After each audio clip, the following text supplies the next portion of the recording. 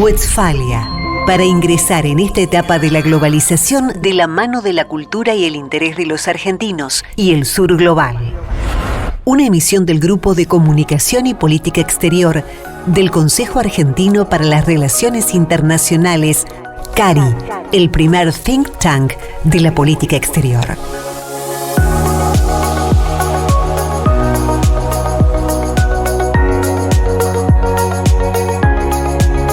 Hace más o menos 10 años, no menos, debía ser, bueno, no importa, cuando estaba por asumir Obama en los Estados Unidos, yo ya lo conocía, pero tuve el placer de escucharlo al doctor Mariano Agustín Causino. El doctor Causino es abogado, fue embajador en Costa Rica y en Israel, uno de los embajadores más jóvenes que tuvo el Servicio Exterior Argentino, o sea, la Cancillería, pero en esa charla en los Estados Unidos, en el Departamento de Estado, después tomando un café, me dice, mira, Guillermo, a mí me gusta mucho la historia, yo sigo la historia, no me pidas tanto hablar de las teorías de las relaciones internacionales, es muy interesante, yo los valoro, pero valoro mucho los hechos, y la historia es un poco el camino. Sabe de historia, pero sabe mucho de actualidad. ¿Cómo le va, doctor Mariano Agustín Causino? ¿Qué tal? ¿Cómo estás? Gracias por elogios excesivos. No, bueno, es verdad, en esa charla en el Departamento de Estado había muchos que estaban explicando lo que iba a pasar en Argentina, y yo me acuerdo que vos dijiste un poco lo que iba a pasar, ¿no? Qué gobierno iba a ganar, cómo se iban a hacer las relaciones internacionales de ese gobierno, pero no estamos para hablar de eso, sino para hablar del mundo hoy. ¿Cómo ves el mundo hoy? Bueno, muchas gracias por invitarme. Yo te diría que el mundo hoy, en el año 2023, allá más de 30 años del fin de la Guerra Fría, lo que está experimentando es una situación más complicada de la que se esperaba naturalmente en ese entonces, y que tiene las dificultades derivadas de un malentendido que hay en torno al orden mundial vigente y a la legitimidad del orden mundial vigente entre las tres grandes potencias que hay en el mundo, que son en el siguiente orden los Estados Unidos, China y Rusia.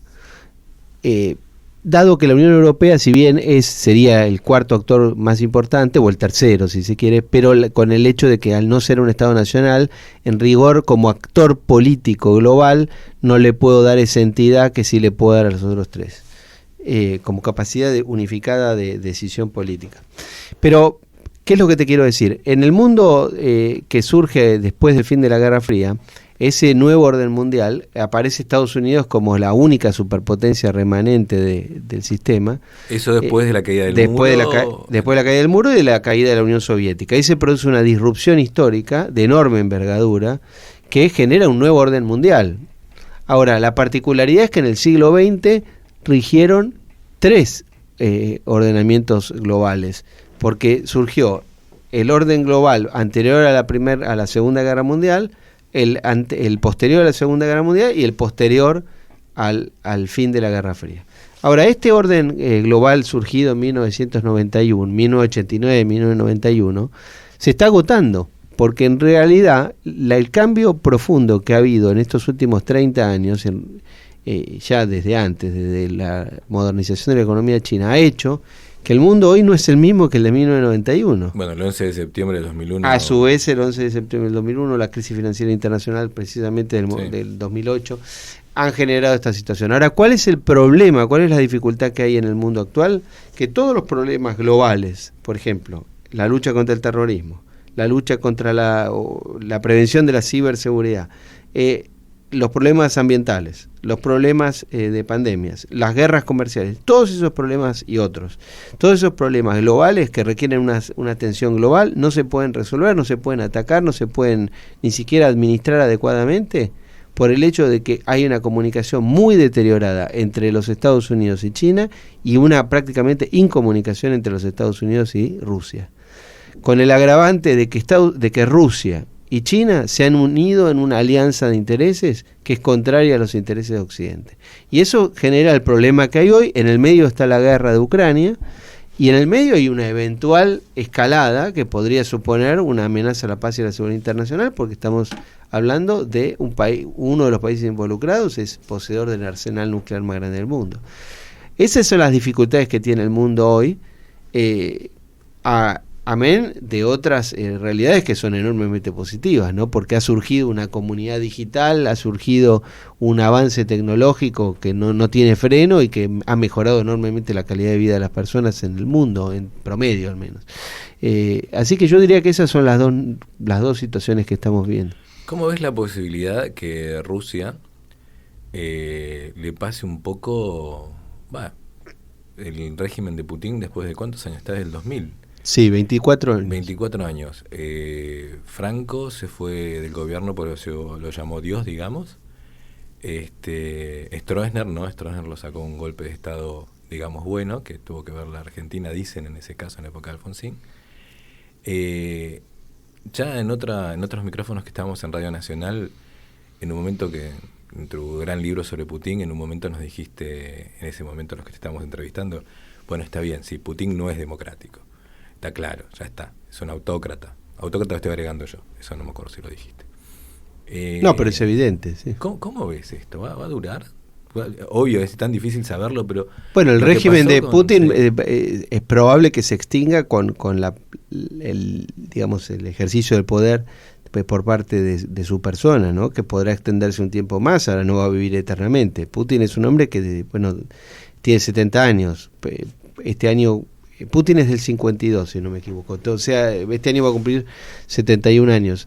Es una persona que puede vivir varios años más, por supuesto, pero tampoco es que tiene 40 años, no es que puede vivir 30 años más.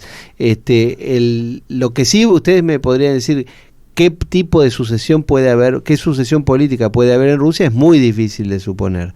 Rusia claramente no es un país democrático, no es un país liberal, es un país que tiene un sistema autocrático. Ahora, lo que también hay que decir es que Rusia nunca fue un país democrático, de modo tal de que aquellos que dicen que en Rusia hay un retroceso democrático, Boris Yeltsin ganó en sí, pero Boris Yeltsin tampoco, durante los 90, cuando cae la Unión Soviética y la Federación Rusa adopta una constitución... Estaba más cercano, en poliarquía estaría más cercano a una democracia en ese momento. Relativamente, porque en rigor lo que ocurrió allí fue que se adoptaron algunas instituciones, se creó una constitución, pero al poco tiempo hubo que reformarla. En el 93 hubo una crisis constitucional donde se creó una constitución casi a la medida de la necesidad del Ejecutivo, que la lideraba Yeltsin, y en rigor, en lo esencial, es la misma constitución que rige hoy.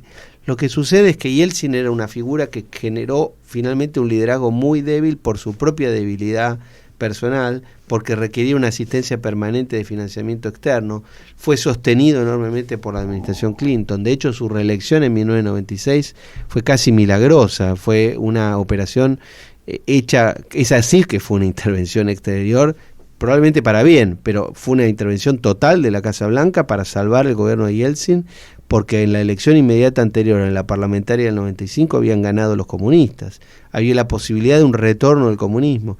Entonces el gobierno de Clinton, a través de Dick Morris y de otros asesores de imagen en ese momento, que estaban muy de moda, lo asistieron a Yeltsin y lograron revertir esa elección, y Yeltsin ganó la reelección julio del 96, inmediatamente antes de la reelección de Clinton, al punto tal que en sus memorias ellos mismos, Clinton mismo dice que festejaron como su propia reelección, porque la posibilidad de que Rusia cayera nuevamente en manos de un neocomunismo era muy peligrosa.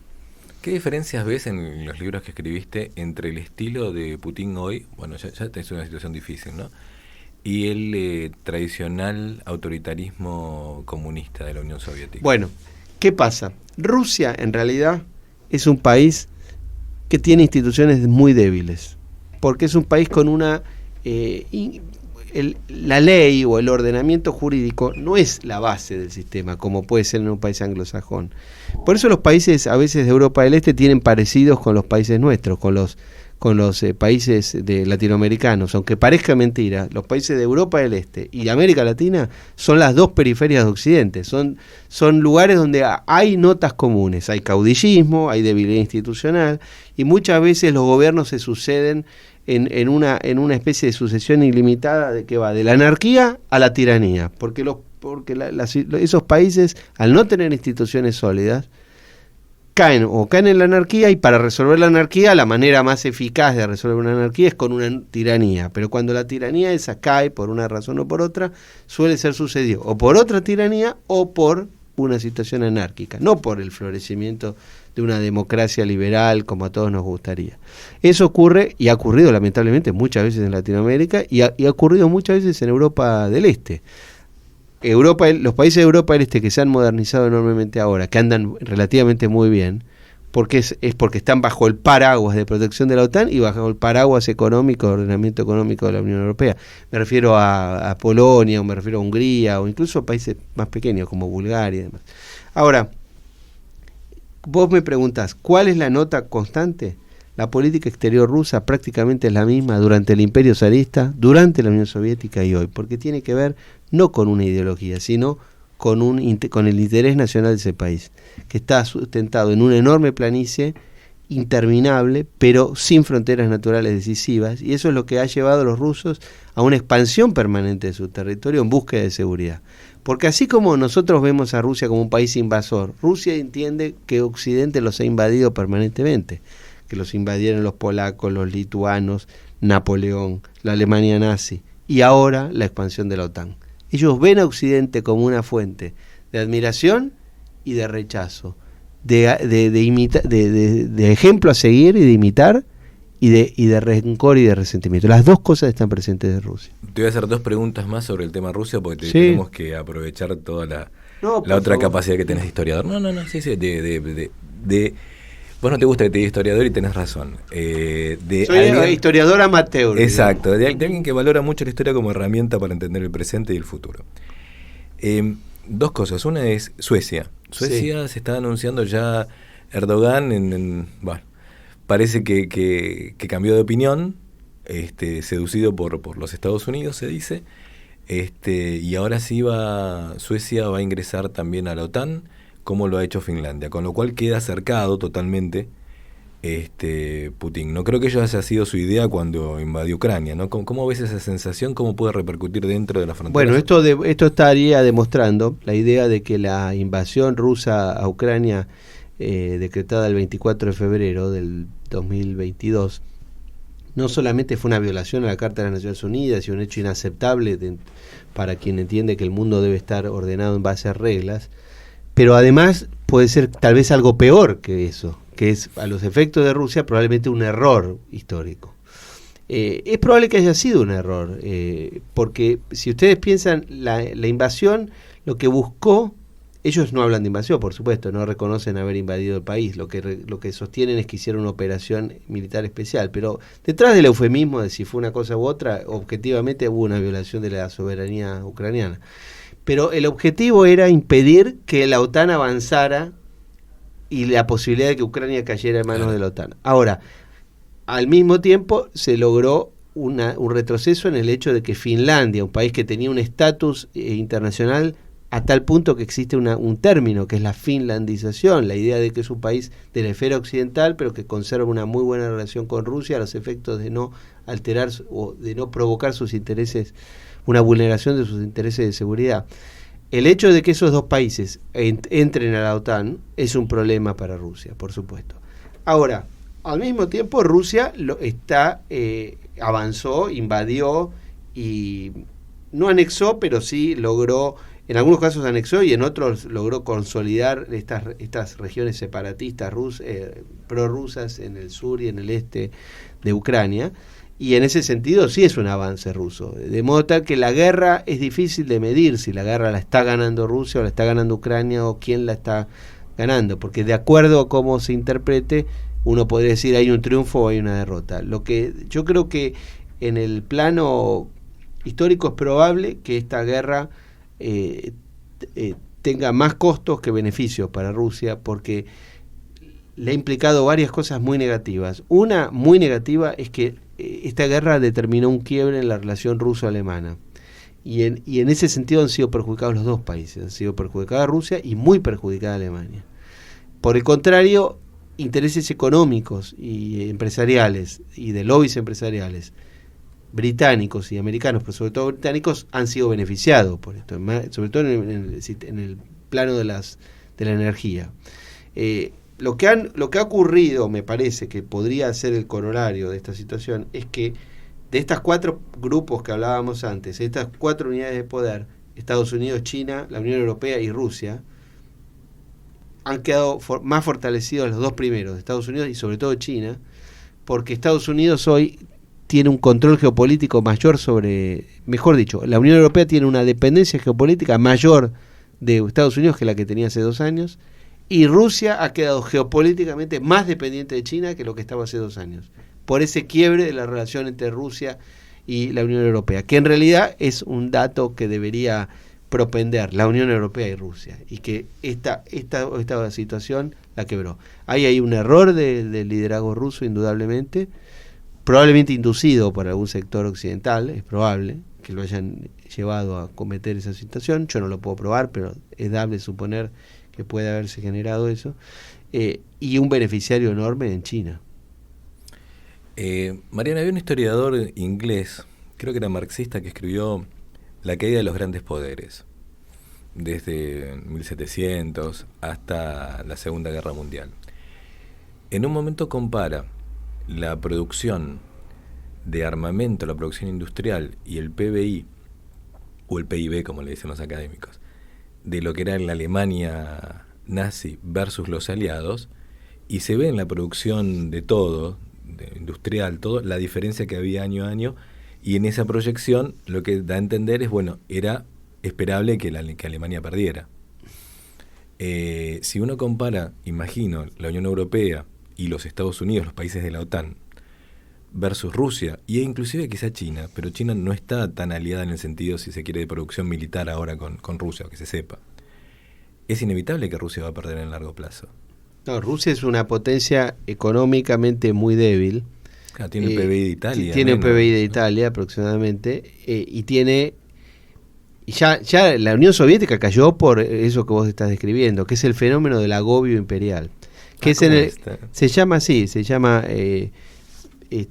la traducción al castellano es más o menos agobio imperial. Es la idea de que las potencias siempre les ocurre lo mismo, que cuando empiezan a desarrollar un poderío económico importante, eso trae aparejado el despliegue de un desarrollo militar a los efectos de ofrecer seguridad y defensa a esa situación, que termina generando un aparato mismo de expansión política que termina siendo insustentable por esa misma economía. Eso le pasó a todos los imperios de la humanidad. Le pasó a Roma, le pasó al Imperio Español, le pasó al Imperio Británico, le pasó a la Unión Soviética. La última experiencia clara en la historia del mundo es la experiencia de la disolución soviética. ¿Por qué la Unión Soviética cayó en 1991? La Unión Soviética podría haber caído en rigor antes o después. Pero ¿qué pasó? ¿Por qué cayó en el año 1990, a fines de los 80? Hay un libro muy bueno de Amalrik, creo que se llamaba, que se llama Will the Soviet Union Survive 1984, que era le puso esa fecha, 1984, porque fue escrito en 1969. Este autor dijo, ¿aguantará 15 años más? Entonces coincidió 1984, ¿no? Nada que ver con Orwell. Nada que ver con Orwell. Bien. No, el de Orwell creo que es porque invirtió los números. Pero la tesis, ¿cuál era básicamente? Este sistema no soporta más, el socialismo es un error, el comunismo no puede funcionar, como se probó que funcionaba muy mal, y que finalmente la ideología socialista es parte de una premisa equivocada y termina no funcionando, o funcionando tan mal que su población vive horriblemente mal y a la larga es insustentable, como pasa de pronto en Cuba o en otros países que solamente subsisten porque tienen una asistencia externa, ¿no? Como tenía de la Unión Soviética o de Venezuela hoy, pero además con un nivel de vida espantoso de su población. Pero sacando esos casos, lo que quiere decir es, si el socialismo no funciona más, esta sociedad va a terminar colapsando, como anticipó George Kennan, que dijo la teoría de la doctrina de la contención soviética. Decía, finalmente la Unión Soviética va a caer por sus propias contradicciones, por sus propias ineficiencias internas. Ahora, ¿por qué sobrevivió hasta 1991? Porque lo que ocurrió es que en la década del 60, la Unión Soviética descubrió yacimientos de gas y de petróleo en Siberia mayores a los que había, y eso le permitió aumentar la producción de petróleo y de gas. Y le ocurrieron dos cosas más positivas en la década del 70, que es el shock petrolero que surge después de la guerra de Yom Kippur en 1973, que cuadruplica el precio del petróleo, y después del shock el segundo shock petrolero, que es el que ocurre después de la revolución iraní en 1979. Esa combinación de tres cosas, la aparición de yacimientos en Siberia y dos aumentos exponenciales del precio del petróleo, hicieron que durante la década del 70 la Unión Soviética vivió el mejor periodo de su historia. Nunca se vivió mejor en la Unión Soviética que en los 70. Ahora, vos me podrás decir, se vivía muy mal en los 70 en la Unión Soviética. Por supuesto que se vivía muy mal si uno lo compara con cómo se vivía en Europa Occidental o en los Estados Unidos. Pero si usted compara cómo se vivía en la Unión Soviética en 1970 con respecto a cómo se vivía en los 60, en los 50, que todavía en la época de las purgas de Stalin, o en la guerra, lo que ellos llaman la Gran Guerra Patriótica, o en los 30, las hambrunas de Stalin y las purgas primeras de Stalin, o en la época revolucionaria, o si me voy más atrás, en el periodo de la servidumbre del fin de la era zarista. En la década del 70 la Unión Soviética vivió su mejor periodo. Ahora, ¿qué pasó en esa década? Los líderes del Kremlin se enloquecieron, se creyeron que podían dominar el mundo, realmente creyeron que podían, y es más, en Occidente se creía que la Guerra Fría la iba a ganar la Unión Soviética. Eso los llevó a una expansión enorme, a una expansión del gasto militar enorme, y eso es lo que provoca un error catastrófico cuando invaden Afganistán en diciembre del 79. Se produce al poco tiempo el cambio de gobierno en los Estados Unidos, y Ronald Reagan, cuando llega a la presidencia de los Estados Unidos en enero de 1981, él tomó una decisión doble, que es acelerar provocarle la caída de la Unión Soviética a través de dos medidas. Por un lado, aumenta enormemente el gasto militar americano. El sistema de la Guerra Fría implicaba que cada dólar que Estados Unidos ponía en defensa, la Unión Soviética tenía que poner otro dólar. Claro. Acelera la carrera espacial. Obliga a la Unión Soviética a un gasto militar que no puede soportar. Y como si fuera poco eso, hace un pacto con Arabia Saudita y derrumban el precio del petróleo, porque Arabia Saudita aumenta la producción de petróleo. Y si ustedes miran a partir de 1985, 1986, el precio del petróleo se derrumba. Si yo no me equivoco, algo así como de 20 a 6 dólares el barril. ¿Eso qué provoca en la Unión Soviética la segunda mitad de los 80, cuando ya está Gorbachev en el poder? Que tienen que aumentar el gasto de defensa para competir con Estados Unidos, y a su vez les entran cada vez menos petrodólares. Y eso es lo que termina acelerando esa situación de agobio imperial que termina como termina. Esa es la razón por la cual cayó la Unión Soviética en fines de los 80.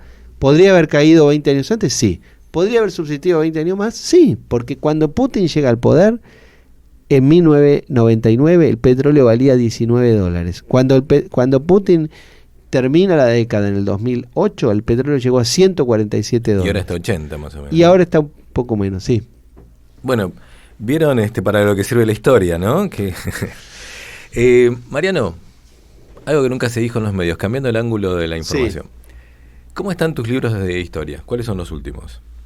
Bueno, yo he escrito, como vos bien dijiste, 2 libros sobre relaciones entre Rusia y Occidente, Rusia y los Estados Unidos, y después escribí algunos libros de política internacional argentina, uno que se llama La Argentina Pendular, que analiza la política exterior de la democracia, básicamente, de los 80, los 90 y los 2000, y después escribí en los últimos 4 años 2 libros, uno de historia, también hacen hincapié en la política exterior, pero son libros no solamente de política exterior. Uno se llama El Perón que no miramos, que se atiende la segunda presidencia de Perón, básicamente la segunda mitad del gobierno de Perón, que es el Perón que tiene que hacer un plan económico, hoy llamaríamos de ajuste, que es el Perón que interpreta que los Estados Unidos son la potencia hegemónica en esta región del mundo. El Perón de los 70. Y el Perón de los 50. De los 50, la segunda presidencia. Claro, cuando Perón hace un arreglo con los Estados Unidos, cuando Perón intenta iniciar un proceso de concesiones energéticas, cuando Perón inicia lo que fue una especie de política protodesarrollista que después va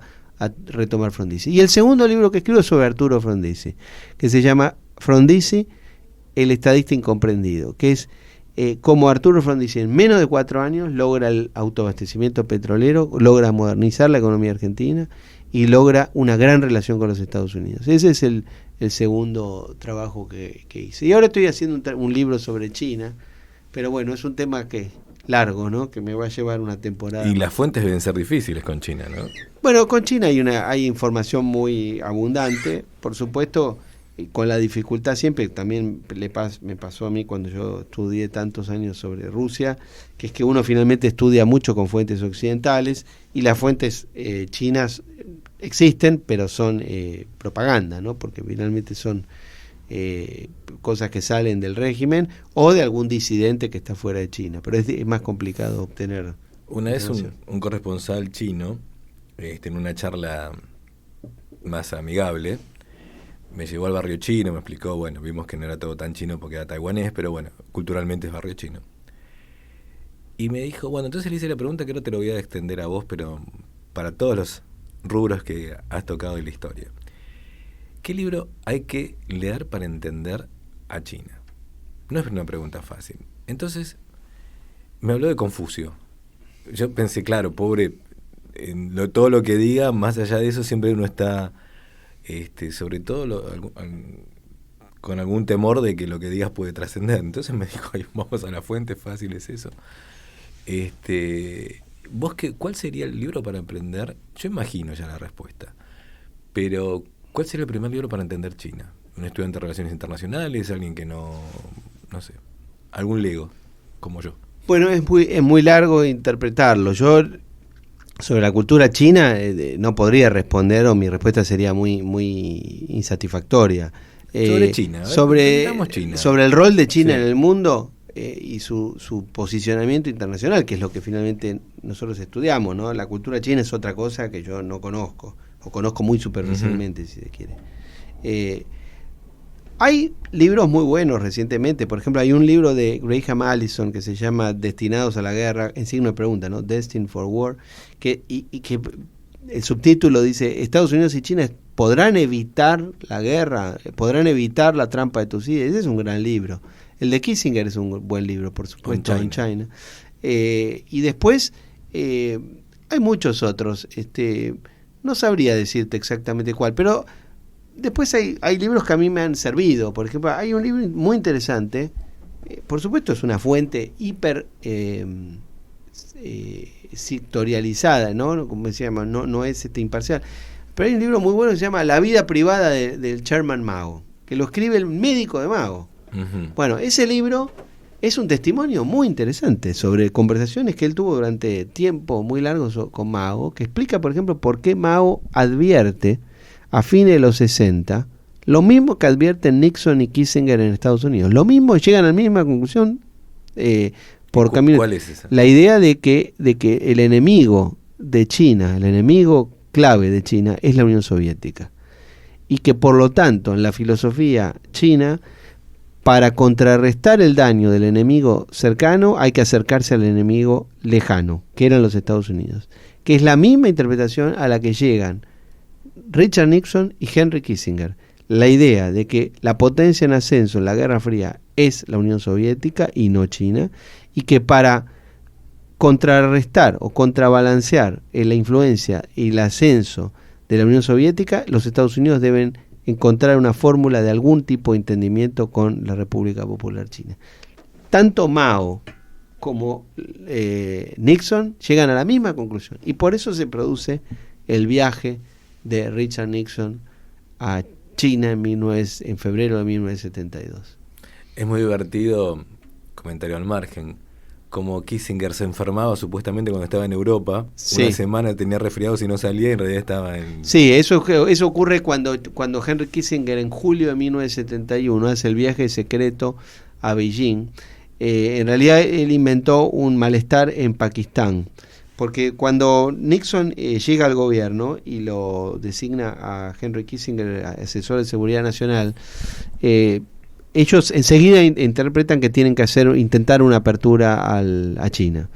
Y ya Nixon lo había anticipado esto en un Foreign Affairs, en un artículo que se llama Asia After Vietnam, en octubre del 67, cuando dice que el mundo no puede tolerar que el país más poblado del mundo viva en aislamiento y que hay que reincorporar a la familia de naciones.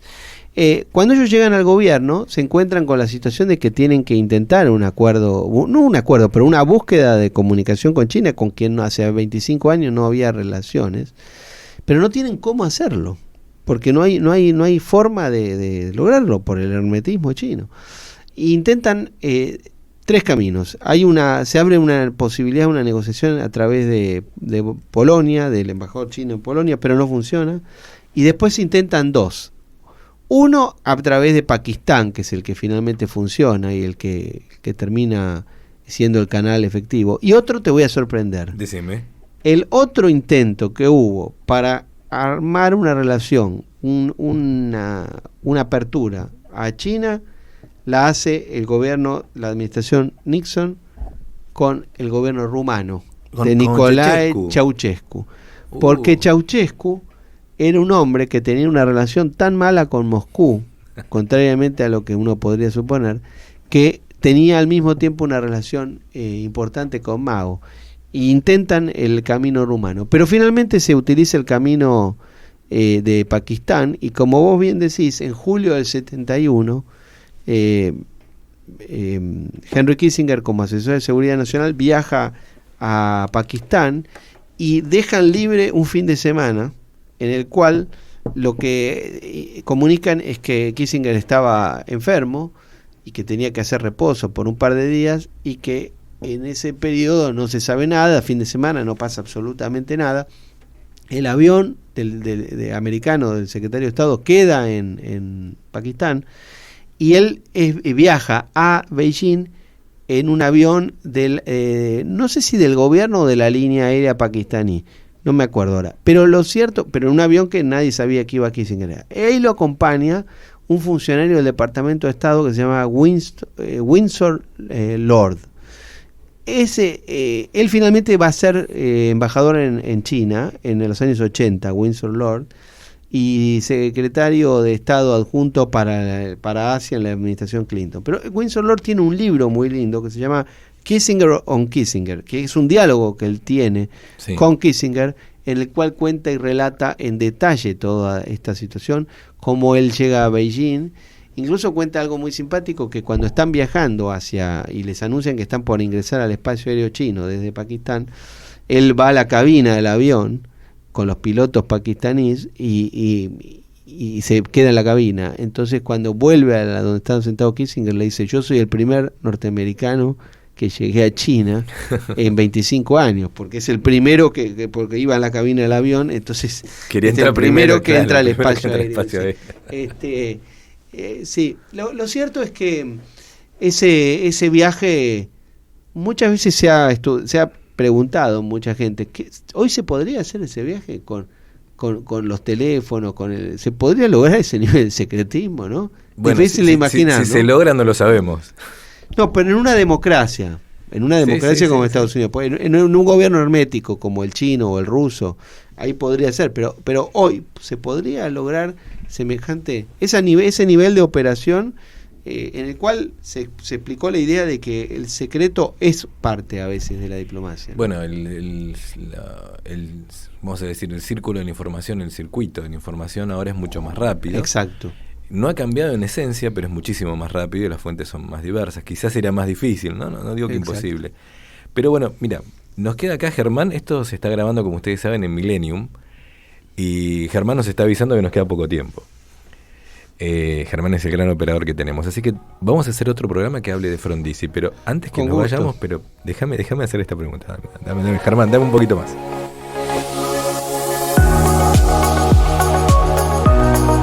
Westfalia, una emisión del Grupo de Comunicación y Política Exterior del Consejo Argentino para las Relaciones Internacionales, CARI, el primer think tank de la política exterior.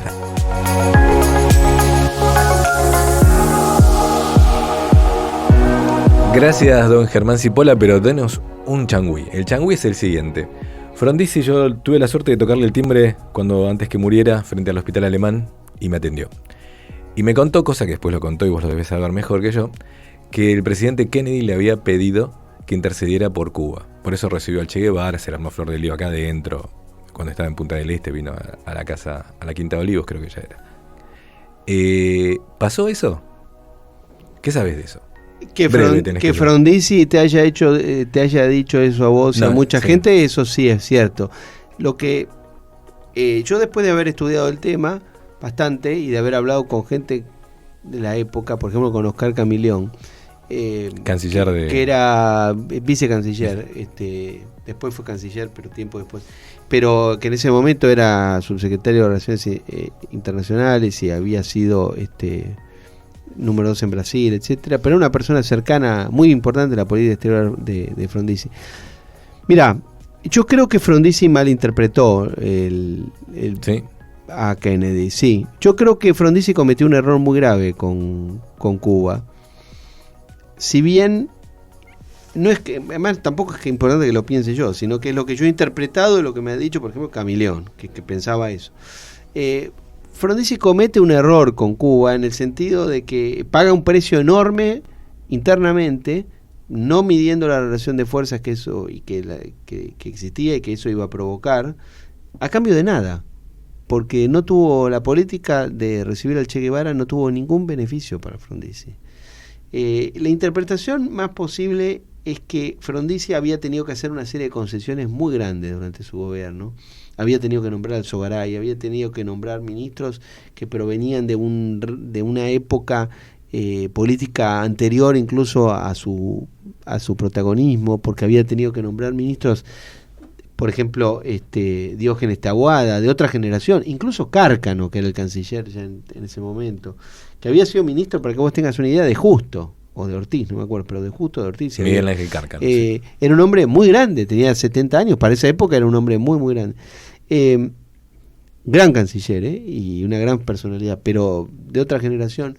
Esa serie de concesiones que había tenido que hacer Frondizi, es probable que en el año 61, donde ya la economía estaba ordenada gracias al plan de estabilización que había logrado Alzogaray, cuando él lo saca Alzogaray, ¿por qué lo saca? Lo saca porque quiere decir yo ahora soy presidente, ¿no? Porque quería quitarse esa tutela que tenía.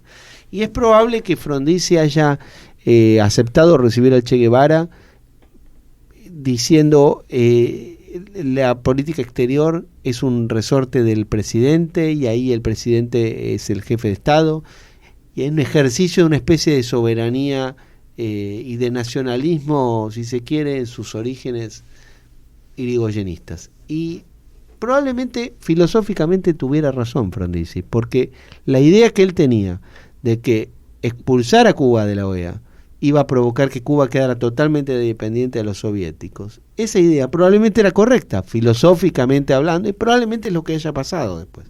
Ahora, ¿tenía el presidente de Argentina el respaldo suficiente para hacer eso?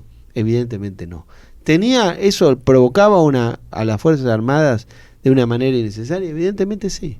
Ahora, Frondizi no cae por esa situación. Frondizi cae cuando comete un error muy grave el ministro del Interior, Vítolo, que fue un gran ministro del Interior, pero se equivoca en una cosa final, que es la idea de creer que le van a ganar al peronismo en la elección del 18 de marzo del 62, y eso es la gota última que rebalsa el vaso, y el que provoca la reacción totalmente irracional, vista históricamente, de las Fuerzas Armadas, ¿no? Que derrocaron finalmente un gobierno al que acusaban de izquierdista y demás. Era un gobierno proamericano, capitalista, desarrollista, que estaba intentando con el peronismo tener algún entendimiento, la idea de que el peronismo finalmente encauzarlo sin y además te voy a decir algo más, el candidato a gobernador del peronismo, que era Andrés Framini, que iba a tenía su candidato al ministro de Economía de la provincia, iba a ser Antonio Cafiero, que estaba rodeado por peronistas totalmente lógicos y moderados, diríamos hoy.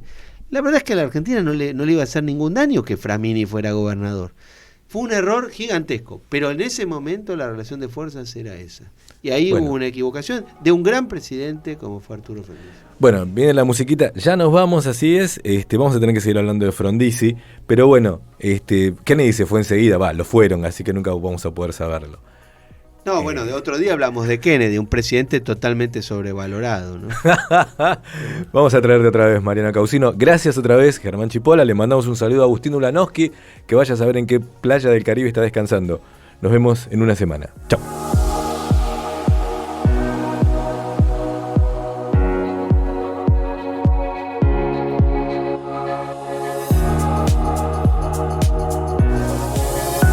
Gracias por quedarte hasta el final.